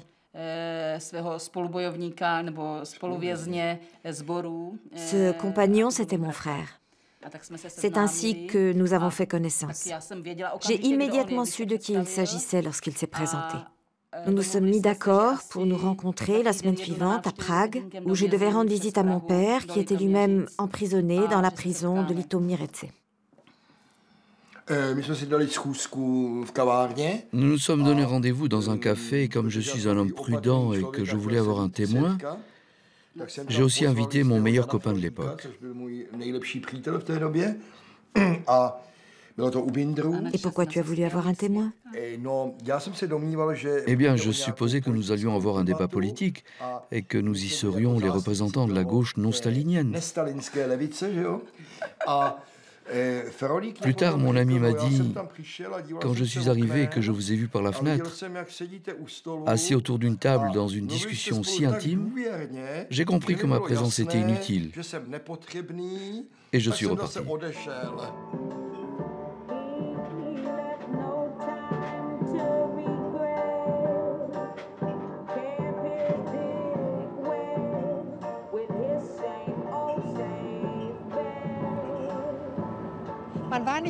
On n'était plus tellement au sommet de l'enthousiasme. On ne pouvait plus se laisser emporter par un mouvement et se sentir grand et fort. On ne pouvait plus inonder la ville d'idées géniales comme une vague et tout le monde participe. Ce sentiment avait disparu, c'est vrai. Alors que s'éloigne l'enthousiasme des élans unanimes, comment continuer? Quel chemin choisir? Celui d'une confrontation violente avec l'État ou celui moins spectaculaire de la lutte pour la transformation des esprits sur le terrain de la vie quotidienne. Dans cette quête, qui est aussi celle de la métamorphose d'un combat, les femmes, Eva, Vicky, vont devoir inventer leurs propres réponses. Heureusement que nous, de la tradition, on n'en a rien eu à faire. Parce que si nous avions suivi notre culture, je n'aurais pas pu avoir d'enfants sans me marier. Je n'aurais pas pu avorter, je n'aurais pas pu utiliser de contraceptifs, je n'aurais pas pu vivre et travailler comme je l'ai fait. La femme n'avait pas le droit d'abandonner le toit conjugal. L'héritage d'une veuve était inférieur à celui d'un veuf. La femme n'avait pas les mêmes droits que son mari sur les enfants. Pour les demandeurs d'emploi, il y avait des listes séparées. Payer les femmes moins que les hommes était légal. Il n'y avait pas de divorce, pas de contraception, pas d'avortement. Pendant l'accouchement, s'il fallait choisir entre la vie de la mère et celle de l'enfant, on choisissait l'enfant, car c'était une âme pure. Ça, c'est le tableau de l'Italie à cette époque. Quand je suis devenue professeure, on te demandait encore si tu étais mariée. C'était un véritable acte d'émancipation d'oser dire à une collègue qu'on n'était pas marié. Et c'était pas seulement un acte. On passait des semaines à se creuser la tête. Bien sûr, aujourd'hui, on trouve ça normal. Mais c'était des murs invisibles. Tous ces pas qu'ont fait les femmes à cette époque, c'était contre des murs invisibles. C'était bien plus difficile de les franchir que de monter sur les barricades. Ça, c'était ridiculement facile en comparaison. Ce sont les hommes de 68 qui, d'une certaine façon, ont raconté les femmes. Parce qu'au début, ce sont eux qui nous ont assigné notre place. Soit comme militantes, dans le sillage de ce qui avait été typique du Parti communiste et du Parti socialiste, c'est-à-dire comme des camarades fortes, solides, etc., disponibles à tout. Ou bien comme les copines, les femmes, les fiancées de. Un jour, en 69-70, pendant une querelle politique, un type me dit « Toi, tu as besoin de te faire baiser par un ouvrier. » Et ça, pour moi, ça a été la goutte d'eau. Donc c'est à cette époque que je me suis mise à chercher les quelques groupes de femmes qui existaient déjà. Groupes de femmes pour la santé, pour la maison, toutes sortes de groupes de femmes. La nostra politica nasce dalla comprensione della nostra condizione di donna. È per questo che abbiamo bisogno di essere insieme.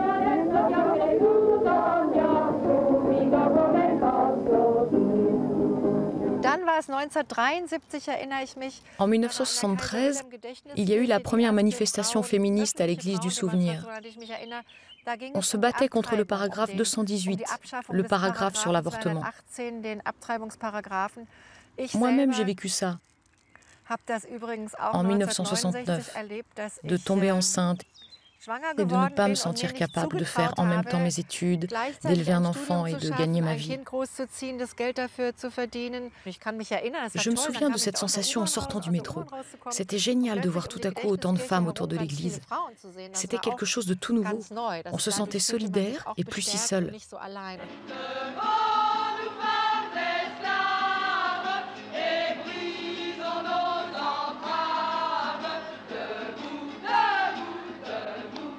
C'était la même ambiance pétillante qu'au début du mouvement étudiant. On se disait, quelque chose de nouveau commence.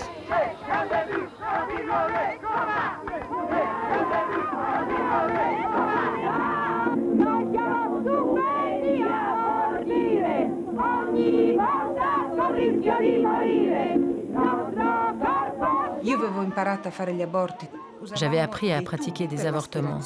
On utilisait des tubes pour l'aspiration et aussi une pompe à vélo. Au début, il devait y avoir avec moi une jeune femme docteur. Mais une fois, cette jeune médecin, on était en train de faire un avortement, elle entend du bruit venant des escaliers et elle dit « Mon Dieu, la police !» Et elle part. Elle fuit en me laissant seule. Et à partir de ce moment-là, j'ai fait les avortements seule. On se retrouvait entre groupes de la pratique et on parlait. On parlait aussi bien des questions techniques que de nos angoisses, car la plupart d'entre nous... Moi, je me souviens que je faisais des interventions le mardi et le vendredi. Et du mardi au vendredi, je ne faisais pas l'amour.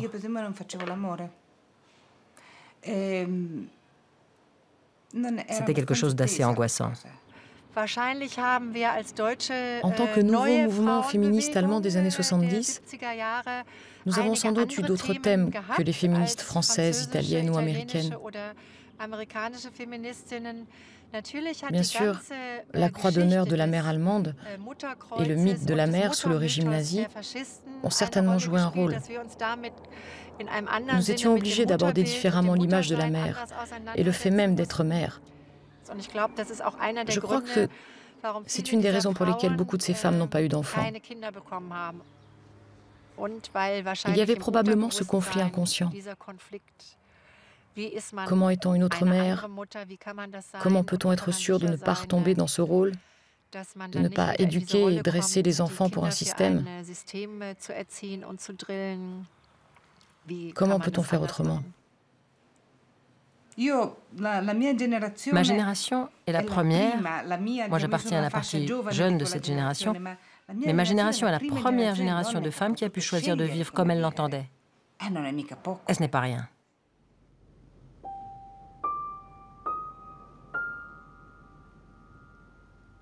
Juillet 1971. Le parcours d'établi révolutionnaire d'Yves Cohen est stoppé net. Fini la peuge. Fini le tractage de la cause du peuple dans la grande rue de Montbéliard. Fini les grèves et les prises de parole. Fini, au moins pour un temps. À la suite d'une bagarre entre police et jeunes maoïstes, Yves et 2 de ses compagnons sont arrêtés à l'aube du 18 juillet 71 dans une petite maisonnette au bord du Doubs. Verdict, 15 mois de prison. J'ai pratiquement pas été ému de tomber en prison. Alors, en plus, c'était un moment où il y avait plein d'autres copains en prison, pour des tas de raisons, aussi de bataille, de vente de la cause du peuple, d'actes de violence politique, bon, qui eux-mêmes se battaient pour leur régime politique. Et ça a été aussi le début des révoltes dans les prisons. En particulier, pendant qu'on y était, il y a eu la révolte de la prison de Toul, qui a été une révolte absolument splendide les ouvriers sortant, les taulards sortant sur les toits, exprimant leurs revendications, etc. Donc ça a été très important, puisque du coup, on s'est mis de l'intérieur à soutenir les autres taulards.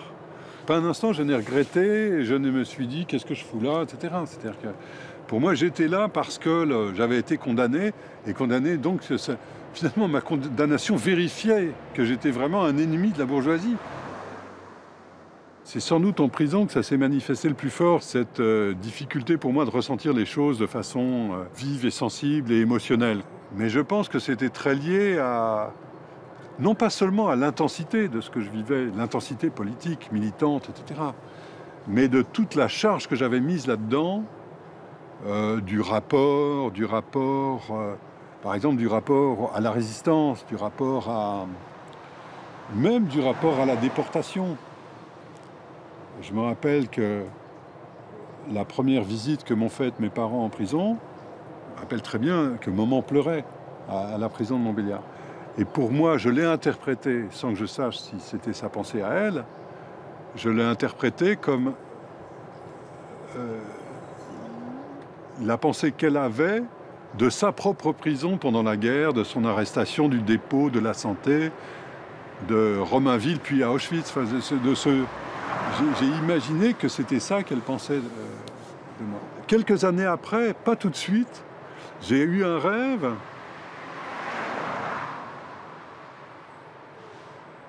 et en fait, l'usine Peugeot, c'est une usine en deux parties séparées par la nationale.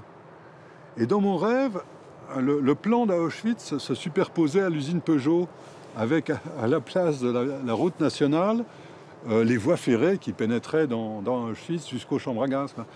Voilà, ce rapprochement que je n'avais jamais fait explicitement, je l'avais jamais fait j'en avais jamais parlé, j'y avais même jamais pensé. Eh ben, écoute, je l'ai fait dans un rêve. Super. Donc, il y avait quelque chose d'extrêmement profond dans cette espèce de force de l'investissement où plus rien n'existait pour moi que ce que je vivais à ce moment-là, et surtout pas justement des émotions qui me soient propres et personnelles et affectives. Et voilà, donc oui, ça c'était.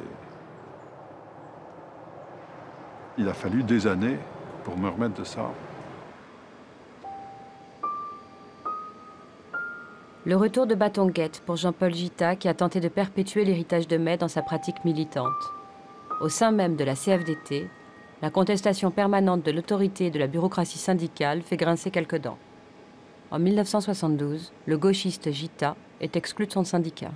6 mois plus tard, la direction le mute en bout d'usine, loin des ateliers, loin des copains. J'étais à un établi, face à un mur, comme tu dirais ici, où il y avait... J'aurais pu compter les plots qu'il y avait sur le mur, hein, puisque c'était pas crépi, c'était nature brute. Et puis derrière moi, sur ma droite, derrière, en biais, comme ça, il y avait les bureaux qui étaient vitrés, on me voyait en permanence, quoi. Donc on voyait qui venait causer avec moi, et puis quand ça durait trop longtemps, on venait rappeler au gars que s'il était du service, c'est pas du service, etc., quoi. Je ne pouvais plus militer, je ne pouvais plus me déplacer, je ne pouvais plus aller dans les ateliers. Je sortais pas de là, quoi. J'avais plus d'action directe dans la boîte, donc à l'extérieur, tu peux faire quoi? Pas grand-chose, tu vois. Tu peux être solidaire. Alors quand il y avait une grève, bon, ben, je faisais grève, quoi, tu vois. Bon, mais je sortais tout seul de mon service, quoi, tu vois. Ah, tu sais, quand tu sors tout seul d'un service, c'est quand même dur, quoi. Et puis voilà, je suis resté là 10 ans, quoi. Pendant 10 ans, j'ai vérifié qu'il n'y avait rien dans ma bagnole qui pouvait me mettre en danger, de me faire virer, d'être accusé de vol, etc. Tu vois. Ça a été quelque chose de terrible, quoi. Et je me souviens avoir monté dans ma bagnole, la mettre en route, faire quelques mètres, m'arrêter, descendre, puis aller ouvrir mon capot, quoi. Et pendant 10 ans, je répète, 10 ans, c'est dingue, hein. Quand j'y pense aujourd'hui, j'ai l'impression que ce n'était pas à moi, quoi. Enfin, j'ai l'impression que je raconte l'histoire d'un autre, mais c'est la mienne, ça.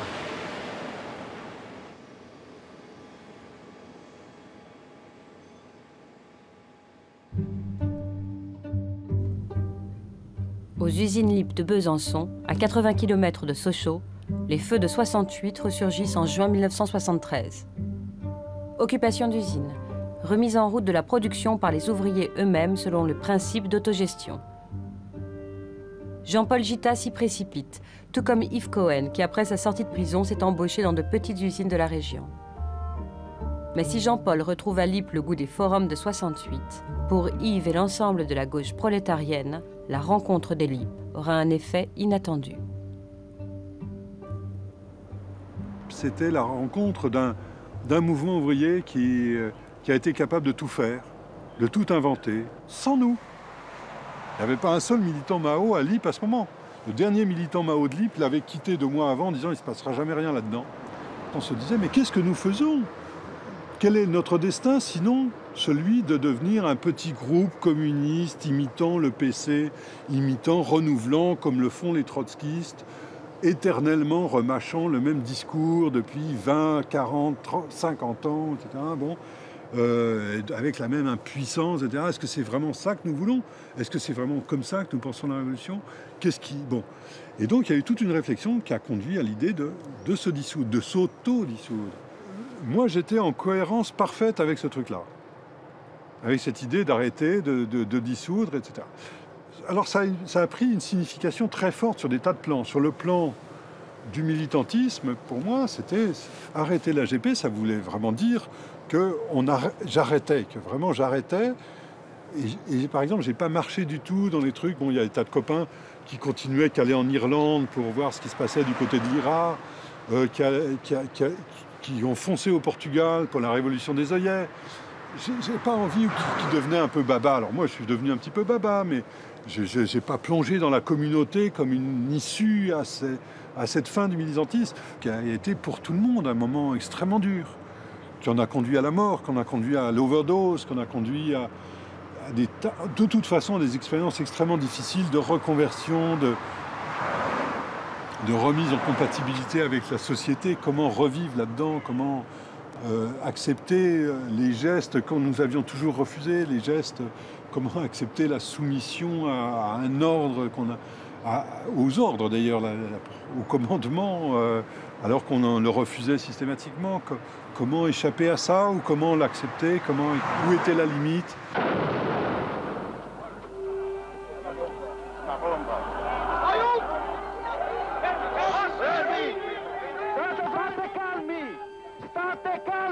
Au milieu des années 70, cela fait quelques années déjà qu'en Italie, les mouvements de gauche issus de 68 sont confrontés, comme le reste du pays, à la violence terroriste. Tout avait commencé le 12 décembre 1969 à Milan. Ce jour-là, une bombe explose Piazza Fontana en plein cœur de la ville. Bilan, 16 morts, 86 blessés. Des anarchistes de gauche sont aussitôt arrêtés et accusés. L'enquête écarte délibérément la piste néofasciste, pourtant la plus plausible. Pour la gauche italienne, cet attentat révèle au grand jour la collusion entre les néofascistes et l'appareil d'État. Ça a été la fin de l'innocence.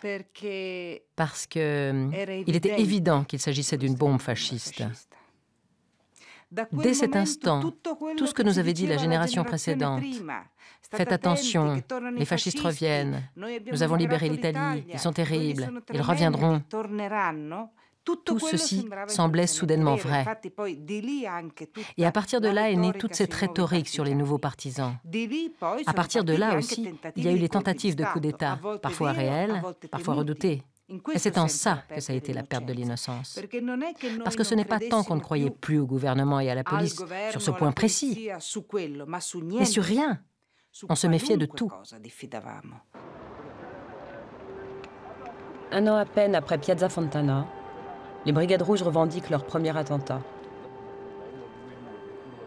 Pour les Brigades Rouges, la référence à la résistance et à la lutte des partisans antifascistes est omniprésente. Les BR, comme la fraction armée rouge en Allemagne, se proclament également les bras armés de la justice prolétarienne.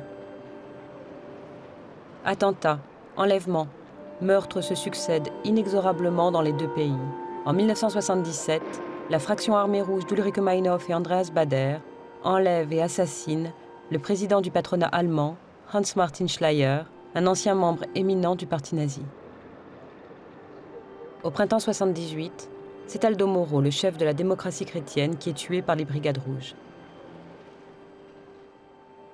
Pour l'extrême gauche, en Allemagne comme en Italie, la question du lien avec les organisations terroristes, la question de la légitimité de la violence qu'elles exercent, vont se poser de façon lancinante et dramatique tout au long de ces années de plomb. Ce furent des années horribles. Horribles. Moi, j'ai connu des gens qui se sont fait tirer dessus, et des gens qui tiraient. Ce qui était gravissime, c'est qu'une partie de la gauche était fascinée. Le fait est que beaucoup d'entre nous auraient eu énormément de mal à collaborer avec la police si elle nous l'avait demandé. Ça, c'est une chose. Parce qu'on se méfiait de la police, on se méfiait de l'État. Il a fallu les repentis pour qu'on commence à parler. Sans mentionner que je n'aurais jamais rien su des détails parce que je n'ai jamais fait partie ni même flirté avec ces organisations. Mais certains étaient romantiquement fascinés, comme si le fait d'être clandestin augmentait ton quotient intellectuel. Ceci ne veut pas dire que je les aurais dénoncés. Mais ils ne me plaisaient pas.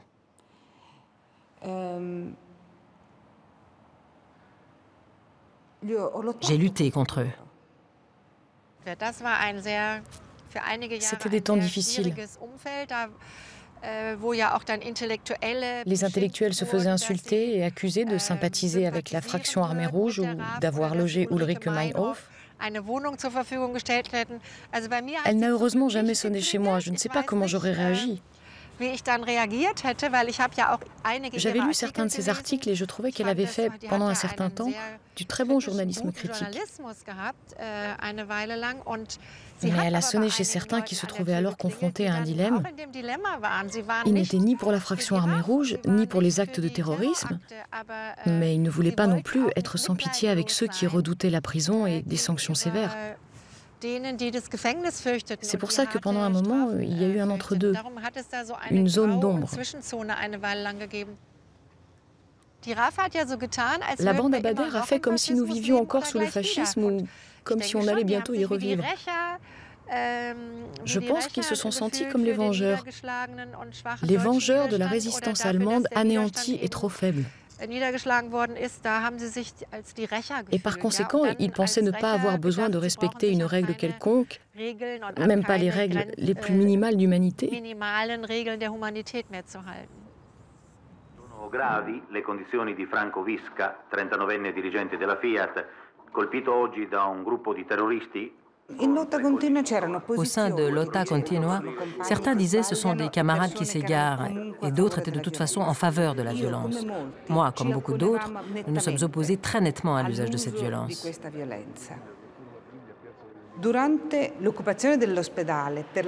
Pendant l'occupation de l'hôpital, lors de notre lutte pour l'avortement, nous nous sommes rendus compte, nous les organisatrices, qu'il y avait des femmes qui avaient été recrutées par des organisations terroristes.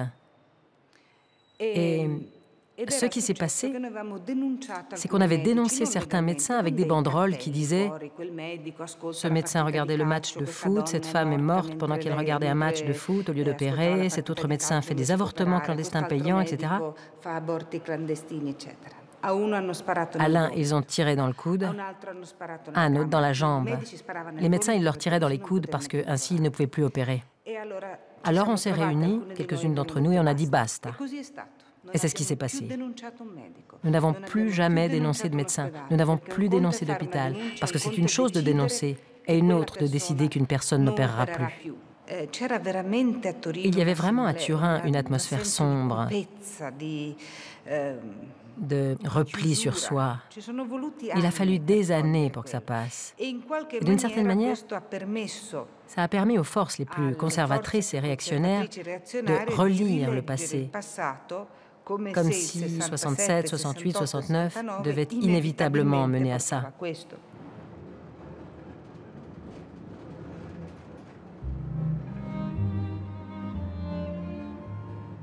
En 1976, gangrénée par le terrorisme, affaiblie par la contestation des femmes à l'intérieur même de l'organisation, Lotta Continua, tout comme la gauche prolétarienne 2 ans plus tôt, s'autodissout. Ce n'est pas la fin de son parcours militant pour Vicky, qui continuera de se consacrer à la cause des femmes. Mais si le reflux de l'espoir révolutionnaire est manifeste en Europe, d'autres formes de combat apparaissent dans lesquelles la génération du mouvement étudiant va s'engouffrer. En Allemagne, la lutte antinucléaire puis l'écologie vont donner une nouvelle forme aux aspirations de changer le monde.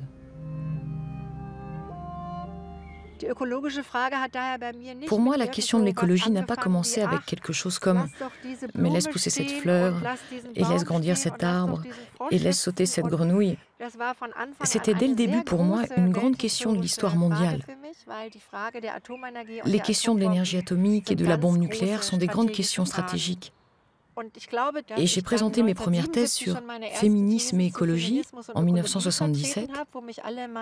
Et toutes mes amies 68ardes et féministes m'ont regardé de travers et m'ont dit « Mais qu'est-ce que c'est que ça, Eva? Féminisme et écologie, ça veut dire quoi, ça ?» Et j'ai même parlé d'électrofascisme et proposé un workshop à l'Université des femmes autour de ce thème. Il m'apparaissait très clairement que désormais, on ne pouvait plus se reposer sur nos anciennes problématiques et nos anciennes luttes, mais qu'il nous fallait comprendre qu'avec l'énergie atomique, la bombe nucléaire et le développement industriel et technique mondial, de nouvelles questions se posaient qui ne pouvaient plus être résolues par les idées de la gauche du XIXe siècle. Ces luttes d'ouvriers, sa lutte des classes et que toutes les catégories de pensée développées alors ne pouvaient plus répondre à ces nouveaux problèmes. Prague, 1976. Peter Uhl et Anna Shabatova poursuivent leur parcours en dissidence qui les entraînera bientôt, aux côtés entre autres du dramaturge Václav Havel, vers la fondation de la Charte 77. La Charte sera le premier document officiel formulé par la dissidence tchécoslovaque. Elle interpelle le régime sur le respect des droits de l'homme inscrit dans la constitution du pays. L'année 76 a été une année très importante. C'est à ce moment que différents milieux d'opposition politique ont commencé à tisser des liens entre eux. L'événement qui a accéléré ces connexions a été le procès des Plastic People, un groupe de jeunes musiciens. Lorsqu'ils ont été arrêtés, on a fait circuler des pétitions de solidarité, mais à mesure que la date du procès approchait, on sentait qu'il fallait faire quelque chose de plus grande envergure, que c'était important. Et dans les couloirs du tribunal où se déroulait le procès, qui a duré au moins 2 ou 3 jours, il y a eu énormément de rencontres. Des gens qui ne se connaissaient pas auparavant, qui étaient issus de différentes sphères de la vie sociale, y faisaient connaissance. Et c'est dans cette atmosphère de solidarité que s'est créé ce milieu très solidaire et très caractéristique de l'esprit de ce qui allait donner la Charte 77. Je me souviens que lorsque Václav Havel est arrivé dans sa tenue en jean, le flic à l'entrée du tribunal lui a demandé « Vous êtes de la famille de l'accusé ?» Havel a réfléchi un instant et il a répondu « Oui, je suis son frère. » Bien évidemment, c'était dans le sens... Comme un frère spirituel. Oui, d'un frère spirituel. Et ils l'ont laissé entrer. La charte réunit 242 signataires. Dès sa diffusion, en janvier 1977, la répression s'abat sur ceux qui, comme Peter Uhl et Anna Shabatova, en sont les principaux instigateurs. L'ingénieur Peter Uhl, devenu ouvrier mécanicien, est l'objet d'une surveillance policière continue. J'avoue que même si nous avons essayé de vivre cette situation avec humour, parfois ce n'était vraiment pas facile. Certains policiers faisaient exprès de nous suivre de très près pour que nous entendions claquer les talons de leurs chaussures. C'était un sentiment très désagréable d'avoir ces hommes toujours autour de soi. En fait, tout ça a été très difficile.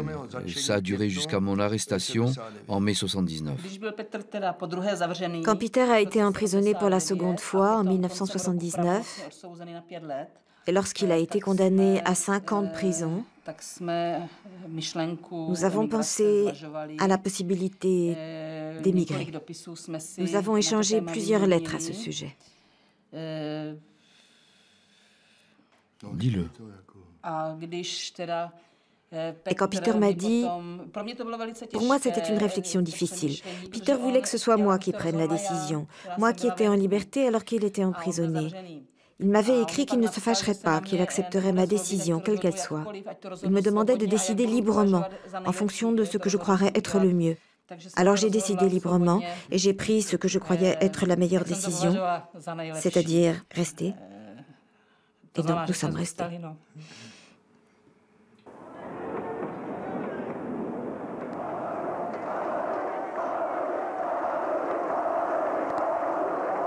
« 17 novembre 1989. Un peu plus de 20 ans se sont écoulés depuis le printemps tchécoslovaque. 1 semaine depuis la chute du mur de Berlin.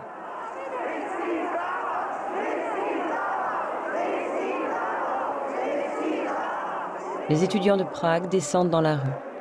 Jour après jour, ils sont rejoints par une foule toujours plus nombreuse. C'est le début de la révolution de velours.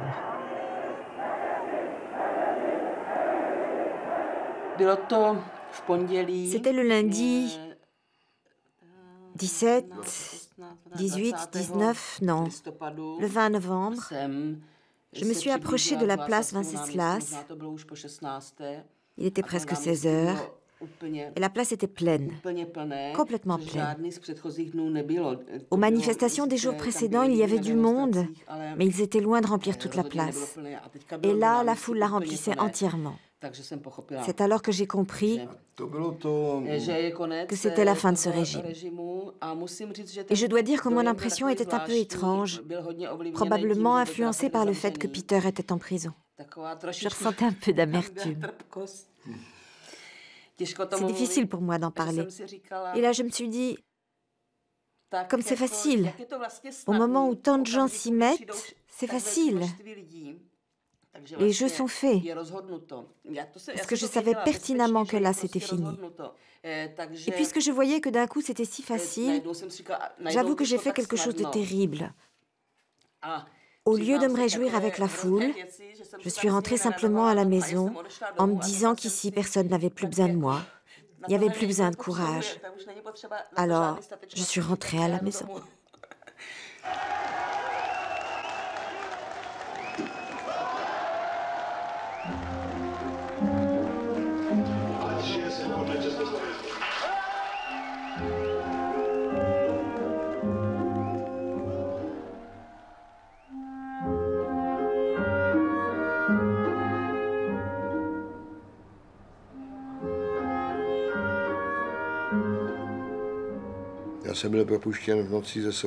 J'ai été libéré dans la nuit de samedi à dimanche. La voiture qui m'amenait a roulé 1 ou 2 heures avant d'arriver chez moi, au 8 de la rue Angliska, vers 3 heures du matin.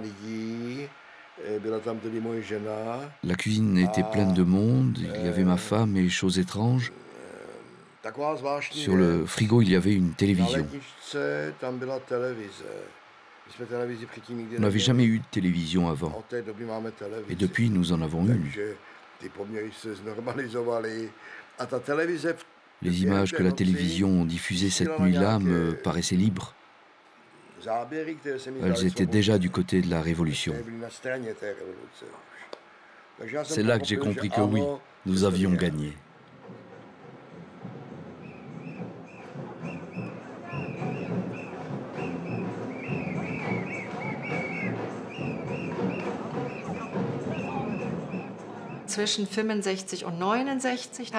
Entre 65 et 69, j'ai fait une expérience sociale extrêmement dense et intense.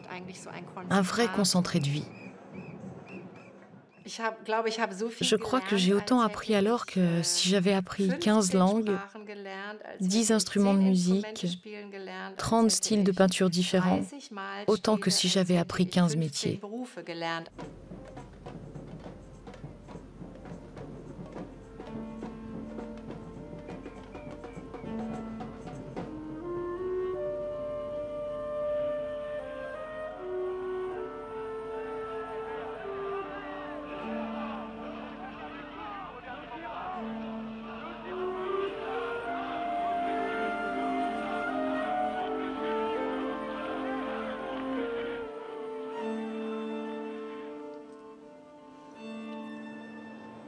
Ce que j'ai vécu dans la deuxième partie des années 70 et après, je ne l'ai pas vécu seul. C'est l'idée de renoncer à une forme de militantisme, qui était un engagement de toute la personne. Et ça, vraiment, ça, c'est un truc qui est partagé par une génération entière. Les problèmes ont commencé après, quoi, d'une certaine manière. Mais peut-être parce que les problèmes ont commencé avec la vraie vie d'après. Et que là, c'était une vie, d'une certaine manière, imaginaire, quoi, une vie dans le rêve de la révolution, dans le rêve de l'amour, dans le rêve d'autre chose, dans le rêve de... c'est peut-être ça dont je suis nostalgique, c'est de cette vie dans le rêve. Et que le long chemin d'après la GP, ça a été le chemin justement de recontacter le réel, de la vie ordinaire, d'une vie justement, malheureusement, sans espoir, c'est-à-dire ça, dépourvu de ce grand espoir révolutionnaire, quoi. Mais cette vie où justement, il fallait chercher dans l'instant même, quoi, dans ce qui pouvait être source de quelque chose de fort et de vivant. Et ben, c'est beaucoup plus dur quand on n'est pas révolutionnaire, bien sûr. C'est beaucoup plus dur.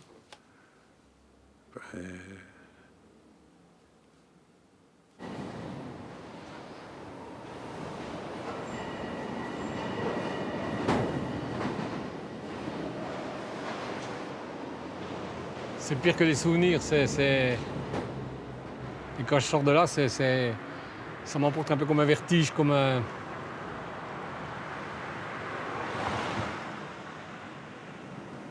Et Et ça défile à la vitesse d'un film, pas au ralenti, mais en accélération, là, comme on voit des films, ça passe. Il y aurait des... Puis là, tout d'un coup, je reperçois les petites choses, des choses... Ces petites choses qu'on faisait, mais qui semblaient pas grand-chose, mais dans cet univers écrasant, étouffant, où il fallait justement réagir par rapport à l'apathie, pour donner du tonus. Oui, pour militer, il fallait y croire, quoi. Il fallait...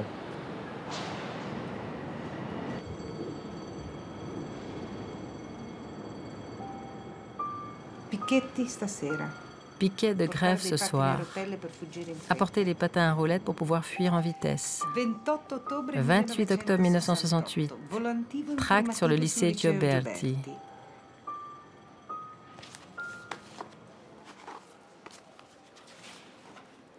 « 1975. Femmes. Femmes de lotta continua. Planning familiaux. Avortement. De 1967 à 2007, ça fait 40 ans. D'une vie militante. Je ne sais pas si je me définirais comme une militante. Je fais des choses. Militante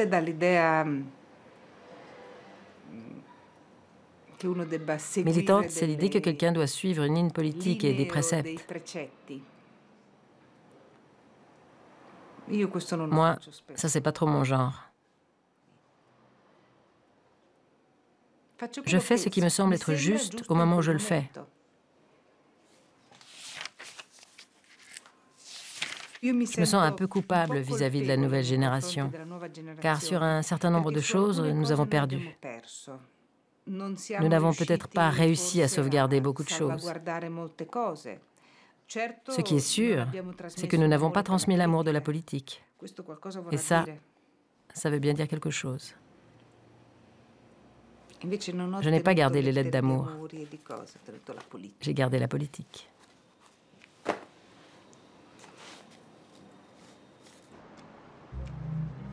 Après 1989, Peter Uhl est notamment devenu délégué du gouvernement tchèque pour les droits de l'homme. Il est aujourd'hui journaliste. Anna Chabatová a été pendant plusieurs années médiateur auprès du gouvernement. Tous deux se sont fortement engagés pour la défense de la communauté rome en République tchèque. Eva Quistorp a été députée européenne des Verts allemands de 1989 à 1994. Elle a fondé le mouvement des femmes pour la paix, qu'elle anime toujours. Après avoir fait une thèse sur l'histoire des usines Peugeot, Yves Cohen enseigne aujourd'hui l'histoire à l'École des hautes études en sciences sociales à Paris. Il a activement participé à la mobilisation contre la guerre en Tchétchénie. Jean-Paul Gita est resté à la Peuge jusqu'en 1982. Il a ensuite rejoint la mairie de Belfort, puis a dirigé jusqu'à sa retraite un foyer d'accueil pour immigrants. Vicky Franzinetti est interprète à Turin. Elle continue d'y faire ce qui lui semble juste au moment où elle le fait.